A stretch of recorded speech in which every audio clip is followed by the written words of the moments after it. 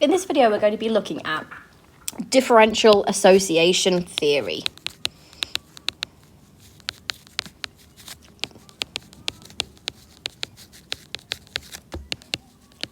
Long name, but we'll talk it through. Differential association theory, or DAT for short.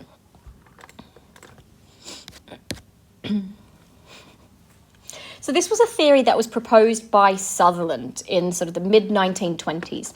Sutherland actually wasn't a psychologist, he was a sociologist, and he was very, very influential. He developed a very, very important theory, differential association theory. This theory kind of led the discussion away from biological explanations for offending, and as we know, when we're looking at atavistic form, for example, that's quite a damaging theory. So he led the discussion away from biological explanations and actually started considering for the first time the impact of our social interactions and our environment, and offered a sort of more realistic solution to the problem of offending rather than eugenics and the atavistic form that was proposed prior to this. So Sutherland, he said that through association and interaction with others, significant others, including sort of friends and family and peer groups,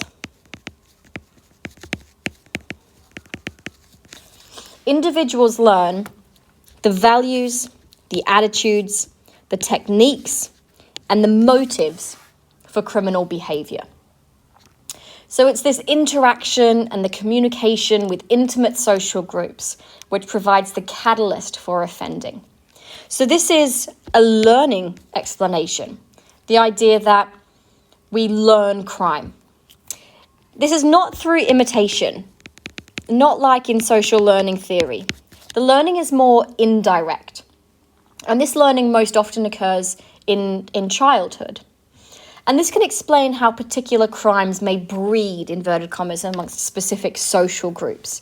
So we quite often hear about white-collar crimes and blue-collar crimes, white-collar like fraud or embezzlement, for example. And this explains how there are specific crimes that might be associated with specific social groups. You tend to learn the attitudes and the tools for committing a crime based on those who are around you. And the key aspects of differential association theory is that we're really learning two main things from these interactions with our intimate social groups. We are learning attitudes towards crime in general, and we're also learning specific criminal acts, specifically how to commit that crime. So this is very much a sort of a social and environmental explanation for offending. Sutherland said that when a person is socialized into a group, i.e. there's sort of close interaction in a particular group, we are exposed to the values of that group and the attitudes of that group. In the case of offending, we're talking about the attitudes and the values towards the law. But actually, Sutherland initially didn't really focus on this too much. It really could be attitudes and values towards anything. It could be school, for example. But for us, in forensic psychology, we're talking about the learning of values and attitudes towards the law. And what Sutherland came up with was this differential theory. He was talking about the differential between pro and anti-crime attitudes. Differential meaning difference in amount. So I think it's really helpful to think about this in terms of like scales. I'm going to draw a really, really bad picture of some scales now.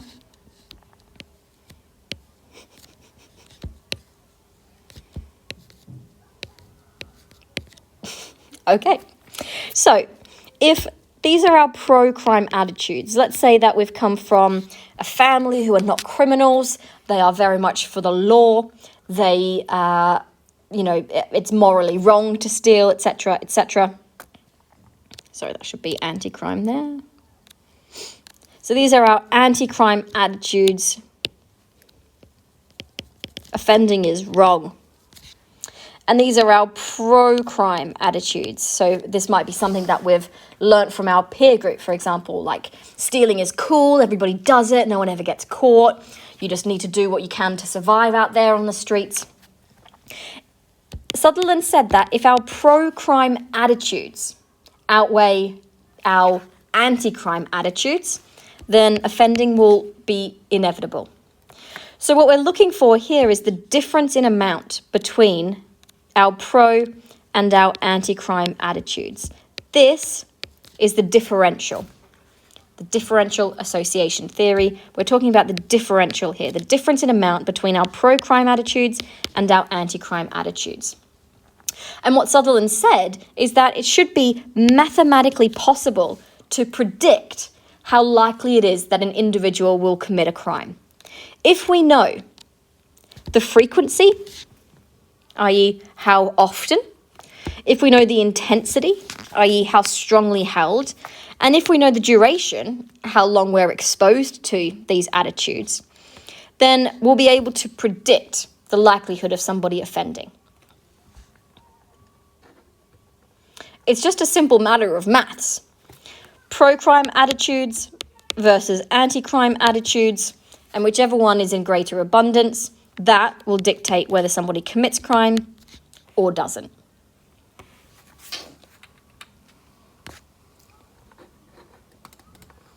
So the two key parts of this theory, that was the pro-crime attitudes that we learn through socialization, but we also have to actually learn how to carry out the criminal acts. Now, I don't know about you guys, but I don't know how to hotwire a car. People who steal cars have learnt the particular techniques for committing that crime. I don't know how to hotwire a car. I don't know how to commit fraud or embezzle money. And people don't just pick up these things, right? They learn them from the people around them. They learn these techniques for committing crimes.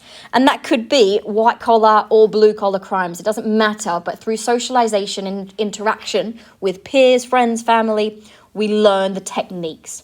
And this could be through observational learning, like Bandura's observational learning. It could be imitation, monkey see, monkey do, or it could be direct tuition.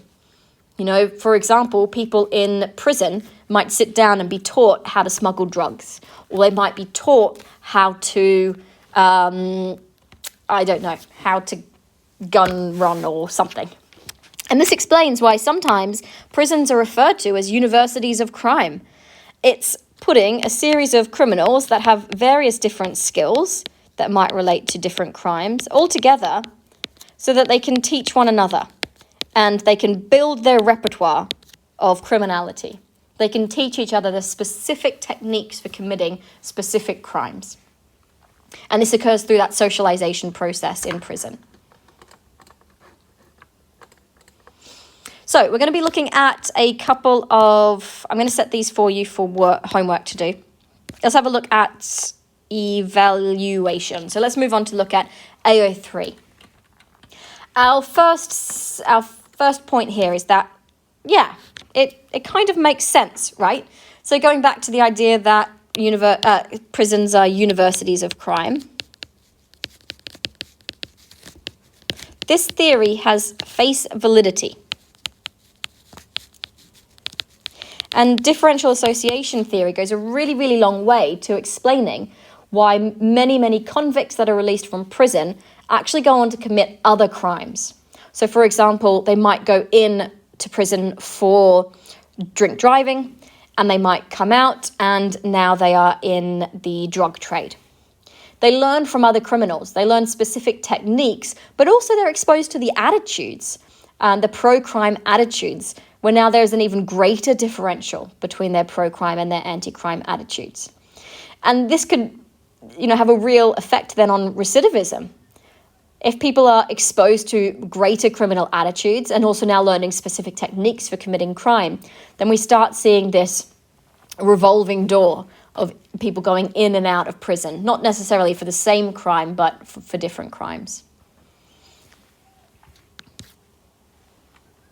So, this theory has really strong explanatory power. In other words, it's a good theory for explaining crime in lots of different sectors of society. It's not just the lower classes that commit criminal acts. This theory can be applied to lots and lots of crimes. So Some crimes are clustered within certain inner city working class communities. So, for example, that could be vandalism or burglary. But it's also the case that there are some crimes that tend to cluster in more affluent groups in society, like embezzlement, like money laundering. Terrorism is another example where we don't see this in just random groups. It tends to cluster. Because we're learning the attitudes and the skills for committing these particular crimes from our peers, we do tend to see clusters of crimes in different sectors of society. So this theory is a very, very good theory to explain why crime clusters. We see white-collar crimes being a feature of middle-class social groups, so learning how to embezzle money, getting the details of a dodgy accountant who works offshore. All of these things are traded, are shared, are communicated through our interactions with other white-collar criminals. It also explains why so many criminals go on to reoffend, why prisons are universities of crime, linking to our previous point, either through just observing how they do things, by imitating how they do things, or receiving sort of direct tutoring on how to commit the crime. So this has a strong explanatory power. It explains lots of different types of crime. It explains why crimes tend to cluster, why we have clusters of white-collar or working-class crimes. And it also explains why we see this revolving door of prisons.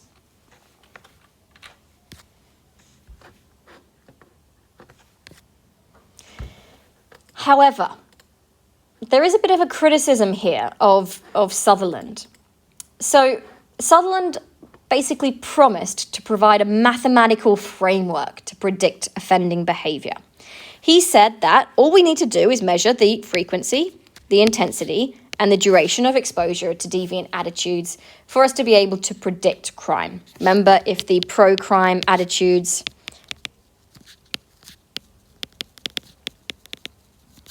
differ from the anti-crime attitudes, then we've got a differential. And if the anti-crime attitudes outweigh the pro-crime attitudes, i.e. there's a greater frequency of pro-crime, there's a greater intensity of pro-crime, or there's a greater duration of pro-crime, then criminality will be inevitable.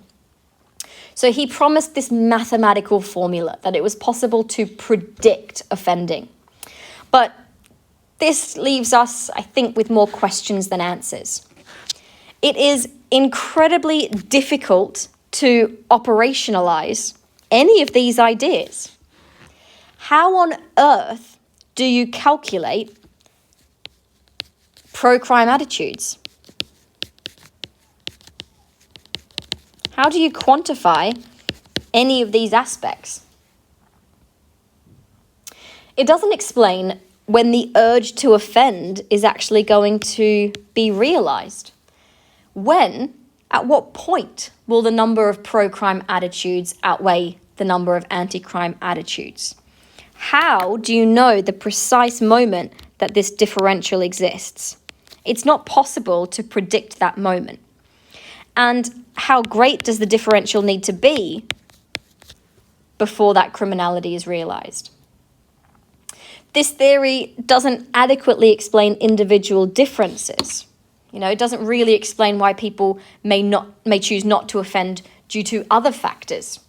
People might actually have a variety of reasons why they do or don't offend, and it's got nothing to do with their exposure to different attitudes or their knowledge of how to commit a crime. So it's incredibly, incredibly difficult to measure and difficult to test. And the theory actually doesn't provide a satisfactory solution to these issues. So this majorly undermines the scientific credibility of this theory. Despite promising a mathematical framework, the predictions actually aren't testable. So this is not a scientific explanation for offending. And finally, just a little bit more on those individual differences. Not everyone who is exposed to criminal influences goes on to commit crime. And that idea could be incredibly socially sensitive. What are we saying about people who are raised in quite a difficult Neighborhood, for example, where they are surrounded by criminal family members or a peer group. What are we saying about their free will? What are we saying about determinism? Sorry about my pen here. If we're saying that they're constantly exposed to these attitudes, if we're saying that they might be observing how to commit crime, what Sutherland was really saying is that it's going to be inevitable. It's mathematically likely that this person is going to go on to commit crime. But that is incredibly dangerous. There is an incredible danger here of stereotyping individuals that may have family or friends who are involved in crime. If we're describing them as unavoidably criminal, then that is incredibly dangerous. And I think that could lead to perpetuating stereotypes about particular classes of people when we're not considering how strong our sense of free will is. So this ignores the fact that there is free will, or at least, to the best of our knowledge, we believe that there is free will. And the criminal justice system depends on this fact. If it's inevitable that somebody commits crime because of their exposure to attitudes and observing criminal acts, then are they to blame for their actions? And this is an incredibly difficult position to be in, particularly when we're looking at how to deal with offenders. So we have to consider that differential association theory is incredibly socially sensitive and quite deterministic, and not in line really with the way that the current judicial system works, which is based on the idea that criminals have free will and are therefore personally responsible for their behaviour.